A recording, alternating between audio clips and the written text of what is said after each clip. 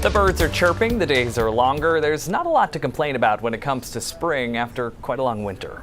Unless your nose is all stuffed up and your eyes are always itchy and red. Meteorologist Aaron Myler has a closer look at the pollen problems many of us are feeling right now.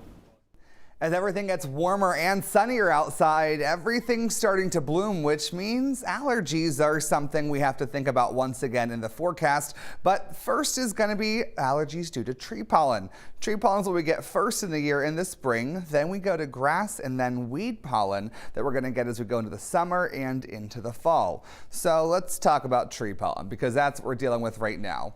That starts to peak in late April and into May, so we're getting into that time where this is really relevant out there with juniper, poplar, maple, oak, and birch trees as the main trees that we have to watch for in Maine for those allergens. Now this is going to cause the regular itchy, watery eyes that we can think about with sneezing and nasal congestion as well, so basically just the main allergy symptoms that we normally think about.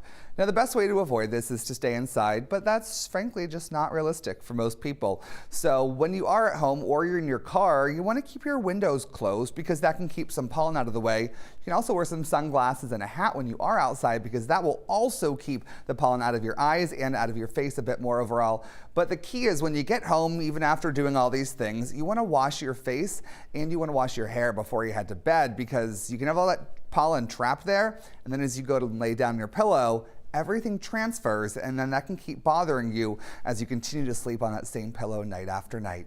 In the studio, meteorologist Aaron Myler, News Center, Maine.